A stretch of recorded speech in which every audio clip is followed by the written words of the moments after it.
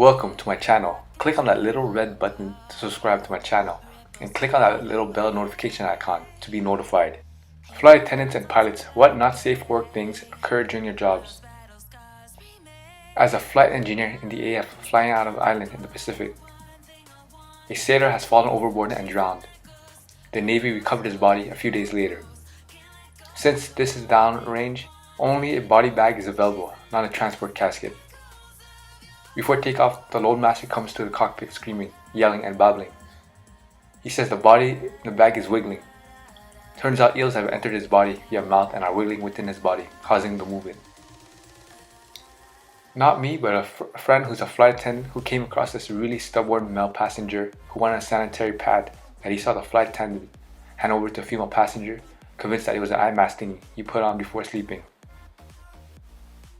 Arguing with her about it, she finally gave in and gave the sanitary pad to the guy who coolly removed the anti-adhesive, stuck it on his eyes, and went to sleep.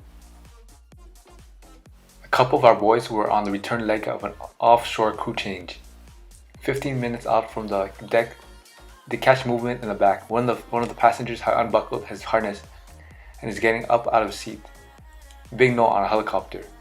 But before they can do or say anything, the guy grabs an air stick bag, drops his DAC, positions the bag under his bum, and lets rip.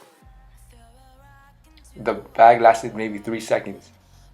Explosive does not do this bout of diarrhea justice. Volcanic might not. If I hadn't seen the photos, I wouldn't have believed it.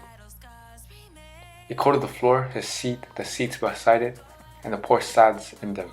Splashed in the windows and ceilings and rows of seats behind. Crap everywhere.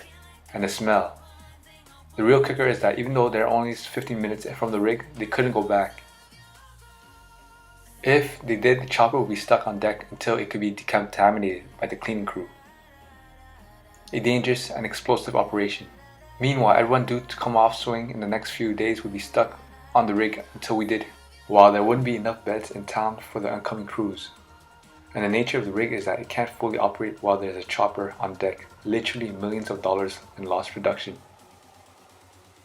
One dude at rumbly tummy he didn't tell the rig medic about because he was just keen not to get home. Several hundreds of people are potentially right up Crab Creek, so they take one for the team and push on. Tell the culprit to sit back down and put his harness back on and pray for a tailwind. 2 hours flying back to base. It's Australia, tropical and summer, and commercial helicopters don't have great aircon. The smell gets worse and worse, and it's not helped when some of the guys have to use their sick bags for their intended purpose.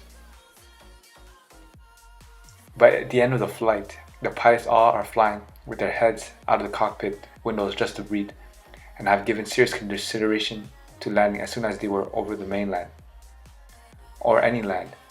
When they finally got in, it was approaching swamps of Gimbal level scan. Never had it disembarked that fast. You better believe the pilots did shut down his record. There was a queue for those hoses. When the engineer started to do a damage assessment, it was even worse. That crap was runny and grainy and found its way in every crack and crevice and bolt hole. The seats near the guy were literally soaked in crap and puke, and it was the life vest and cabin raft. There was even splash in the cockpit, everywhere.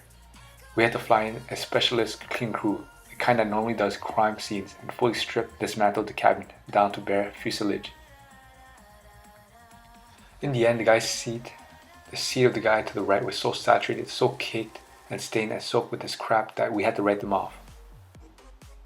Tens of thousands for replacement, plus more in maintenance and lost flying time. The guy in the second seat sat there coated head to toe in his seatmate's crap the entire flight without moving or saying a single word. I was a flight attendant for 6 years. Summer flights to party islands like Ibiza, Mallorca, Mykonos could be quite raunchy, like women boarding a fishnets, wanking and blowjobs in the back of the aircraft. My wife and I bought last minute tickets to a family event and could not get the seats next to each other. Once we boarded, I convinced the guy sitting next to my wife to switch seats with me. Nice guy takes my assigned seat, which was next to a woman who was apparently suffering from the flu. 5 minutes after takeoff, she projectile vomits, tried to use a pillow to cover her mouth, which just made the vomit spray out sideways all over the poor guy. He just sits there for a moment, frozen, and then slowly turns back to look at me. That face said, "You did this to me, I will forever hate you for it." I offered to buy him a drink, but he ignored me. It was a 6-hour flight. Flying for 5 years as a flight attendant. 1. Not on my flight, but a man took a crap in the middle of the aisle and wiped his ass with the curtain that separates the business cabin from the rest of the cattle. 2. Had a large lady come up to the galley, asked me to help her fix her bra strap. As a female, I obliged and figured it would be a quick little hook job. Nope. She took off her shirt, her tits hung in my face, and had to stretch her bra around her back and collapse it up. I should mention we had cameras in the galley, so the pilots got a nice little show. 3. I had a 21-year-old come to the back galley, puke all over it twice, and proceeded to projectile vomit on the aircraft door before heading to the lab, and then puking again. There were 2 of us in on-board hazmat suits cleaning it up, while a lady is demanding for a cup of water. 4. A man had explosive diarrhea which flooded the lab and soaked in the carpet down the aisle. Had to divert because of the stench. It was moderate turbulence, some pretty bad bumps, so everyone, including the crew, had to be seated. A mother had her son piss in an air sickness bag and handed it to me in my jump seat. That doesn't even include the crap you see on layovers. The list goes on and on. Not a flight attendant, but the guy behind me got detained once when he landed because he was playing with himself, next to 2 girls in their 20s. Survey pilot here. Sometimes when flying back and forth for 5 hours straight, I need to piss in a bottle. One of my coworkers had his dick slip out of the bottle while he was getting bored, and he pissed all over the instrument panel. You should have heard his desperation on the radio. A couple weeks later, for our bi-monthly rotation, a new guy took on his plane, and wouldn't tell him that Greg pissed all over it like a moron. Effing Greg. I'm a test pilot for a small startup.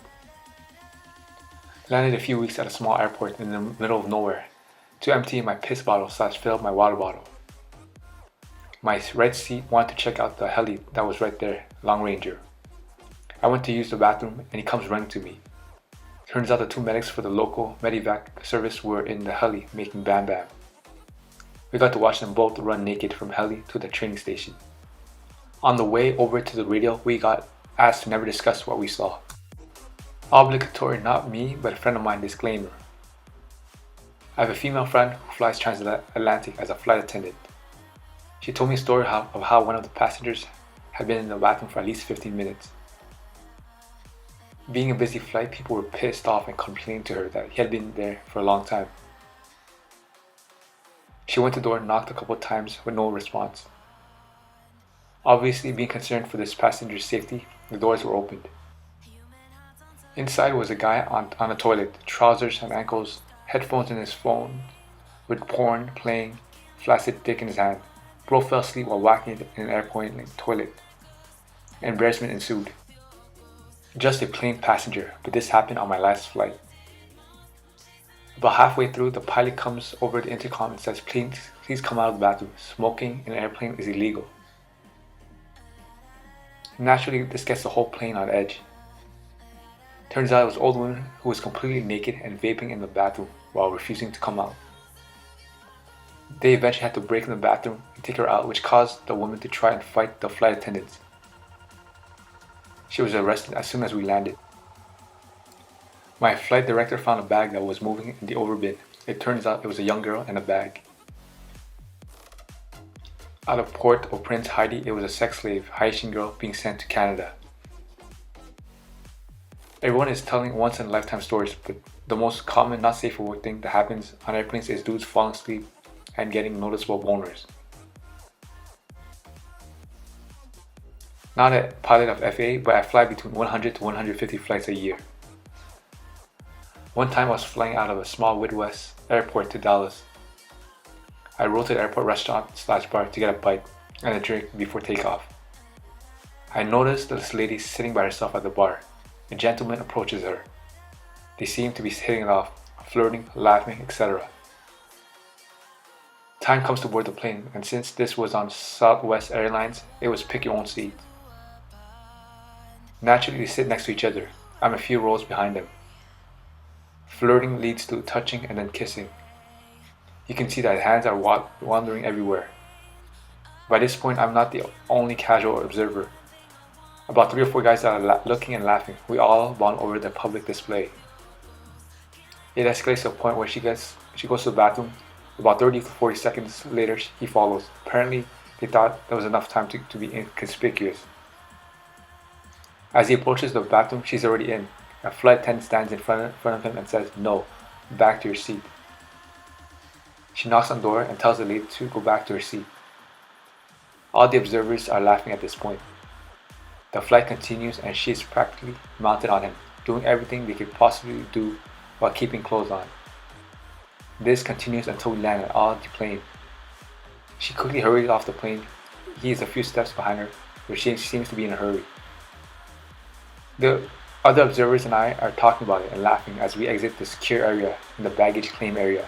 Then we see her still several steps ahead of the guy, and she runs in the arms of her boyfriend and starts kissing him. Her flight guy just stops dead in his tracks, takes a couple seconds to observe, then he just leaves. I haven't laughed so hard in public with other people I have never met, prior to or since. This happened to another pilot at our company. We fly small planes with no doors behind the cockpit and the cabin. We usually put our jackets behind our seats. A passenger sitting in the front seats could easily grab them without us noticing. At the end of the flight, he noticed that the passenger on the left front seat was sitting on his jacket. Very odd, but whatever. The passenger deplaned and he went to pick up his jacket. That's when it hit him. The passenger had taken a crap on the seat, grabbed the pilot's jacket and put it all over the crap and sat back down on it. It was only a 20-minute flight. How badly do you have to go? Thanks Reddit, my highest comment is now about crapping on a plane.